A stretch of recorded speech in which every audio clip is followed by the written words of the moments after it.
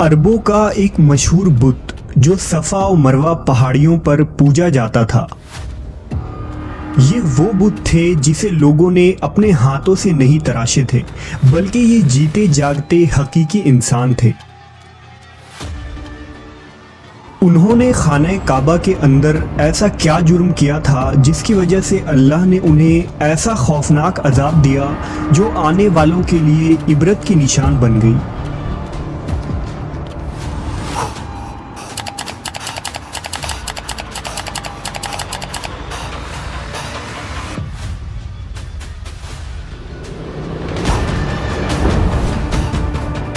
جب سے خانہ کعبہ تعمیر ہوا تب سے لے کر اب تک جس نے بھی بیت اللہ کی بے حرمتی کی یا بے حرمتی کرنے کی کوشش کی تو اللہ نے ان کا وہ حشر کیا کہ رہتی دنیا تک عبرت کا نشان بن کر رہ گئے، پھر چاہے وہ دنیا کا طاقتور بادشاہ ابرہہ اور اس کے ہاتھیوں کا لشکر ہی کیوں نہ ہو۔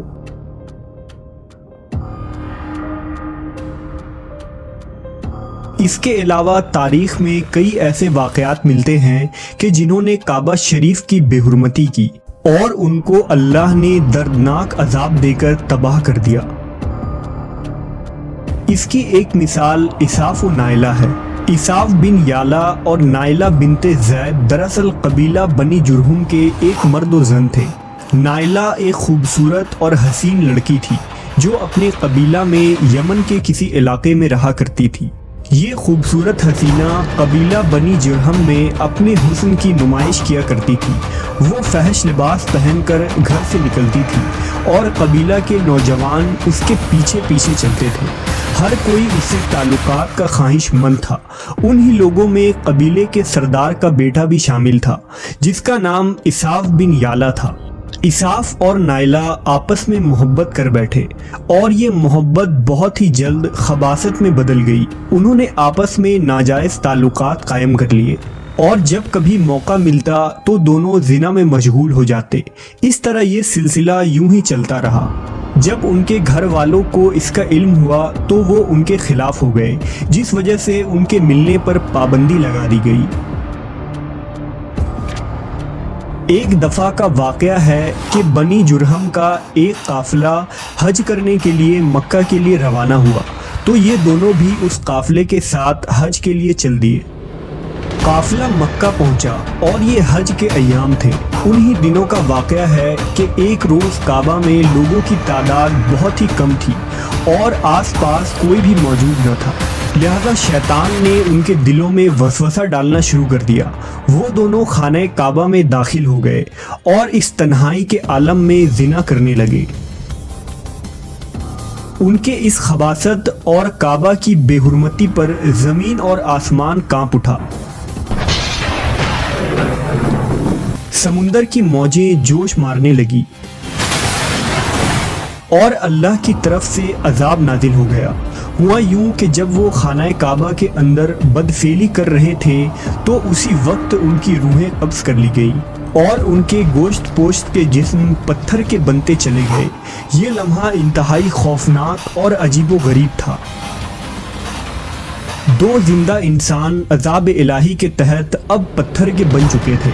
کچھ دیر بعد جب بنی جرہم کے لوگ کعبہ کے قریب آئے اور بیت اللہ کے دروازے کو کھولا تو دونوں بدبخت برہنہ حالت میں پتھر بنے کھڑے تھے۔ وہ یہ سمجھ گئے کہ یہ خبیث اللہ کی مقدس گھر میں کس جرم کا ارتکاب کر رہے تھے۔ لوگوں نے دونوں کے مجسموں کو اٹھایا اور باہر لا کر زمین میں گاڑ کر انہیں کھڑا کر دیا تاکہ یہ لوگوں کے لیے عبرت کا نشان بنا رہے۔ کچھ دن گزرنے کے بعد مکہ کے لوگوں نے اساف کے بت کو اٹھا کر کوہ صفا کے مقام پر رکھ دیا اور نائلہ کے بت کو اٹھا کر کوہ مروہ کے مقام پر رکھ دیا۔ صفا و مروہ دراصل دو پہاڑی ہیں جو حرم کعبہ کے بالکل قریب ہی ہیں۔ انہی دو پہاڑیوں پر چڑھ کر اور چکر لگا کر بی بی ہاجرہ علیہ السلام نے اس وقت پانی کی تلاش کی تھی جب حضرت اسماعیل علیہ السلام شیر خوار بچے تھے اور پیاس کی شدت سے بے قرار ہو گئے تھے۔ اس لیے زمانہ قدیم سے یہ دونوں پہاڑیاں بہت مقدس مانی جاتی تھیں اور حاجی ان پر چڑھ کر بڑے احترام اور جذبہ عقیدت کے ساتھ طواف کیا کرتے تھے۔ جب اساف اور نائلہ کے بت کو صفا اور مروہ پر رکھا گیا تو ان کی سزا یہ تجویز کی گئی کہ جو شخص بھی صفا و مروہ پر جائے وہ ان دونوں بتوں کو ایک ایک جوتا مارے۔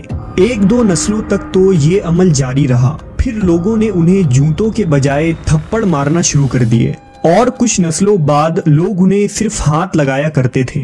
اس طرح وقت گزرنے کے ساتھ لوگوں نے ان سے عبرت حاصل کرنا کم اور ان کی تعظیم زیادہ کرنے لگے، یہاں تک کہ ایک وقت ایسا آیا کہ عربوں نے جاہلیت کی بنا پر ان کو محبت کی علامت قرار دینا شروع کر دیا، اور قبیلوں میں ان دونوں کے عشق کی داستانوں کو فخر سے بیان کیا جانے لگا۔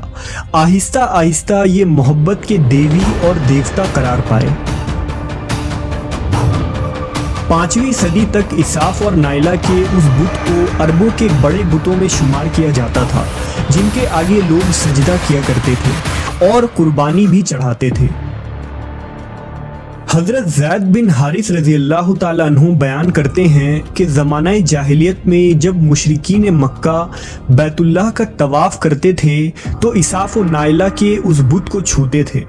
میں ایک دفعہ رسول اللہ صلی اللہ علیہ وسلم کے ساتھ بیت اللہ کا طواف کر رہا تھا، لہذا جب میں ان بتوں کے پاس سے گزرا تو ان کو چھوا۔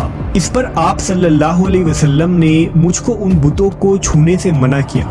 میں نے اپنے دل میں کہا کہ دیکھوں تو صحیح کہ چھونے سے ہوتا کیا ہے، اس لیے دوبارہ ان کو چھوا۔ آپ صلی اللہ علیہ وسلم نے دوبارہ ذرا سختی سے منع کرتے ہوئے فرمایا، کیا تم کو منع نہیں کیا تھا؟ حضرت زید فرماتے ہیں کہ اللہ کی قسم اس کے بعد کبھی کسی بت کو میں نے ہاتھ نہیں لگایا، اور میں قسم کھا کر کہتا ہوں کہ نبی صلی اللہ علیہ وسلم نے کبھی بھی کسی بت کو نہیں چھوا تھا، یہاں تک کہ اللہ نے آپ کو نبوت عطا فرما دی اور آپ پر وحی نازل ہونے لگی۔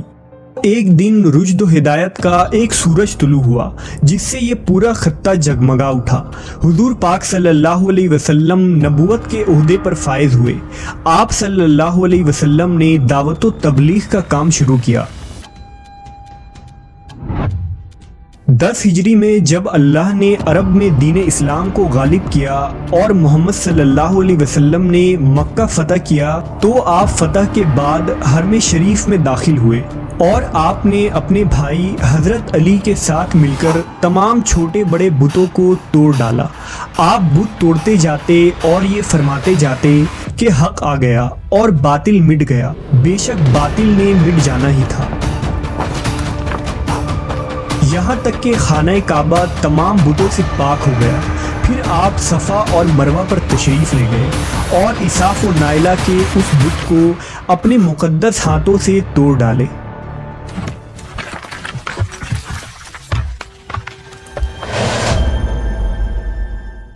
ہم نے دیکھا کہ اساف و نائلہ کے اس بت کو لوگوں نے بطور عبرت صفا اور مروہ پر رکھا تھا، لیکن شیطان نے انہیں ایسا گمراہ کیا کہ وہ ان کی پوجا کرنے لگے۔ صرف یہی نہیں بلکہ زنا جیسے بدترین جرم جسے کعبہ شریف کے اندر کیا گیا تھا، لوگ اس داستان کو فخر کے طور پر بیان کرنے لگے۔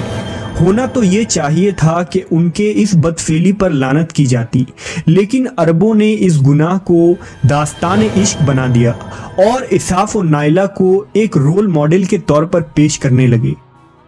بالکل اسی طرح آج کے اس فتنے بھرے دور میں یہی کچھ حالات نظر آتے ہیں، جہاں اگر کوئی شخص کسی طرح کا سنگین جرم کرے تو لوگ اسے ہیرو کی طرح بطور نمونہ پیش کرتے ہیں۔ فریڈم، آزادی خیال اور لبرلزم کے نام پر ہر طرح کی خباثت اور برائی کو خوبصورت انداز میں پیش کر کے اس کی بھرپور تائید کی جاتی ہے۔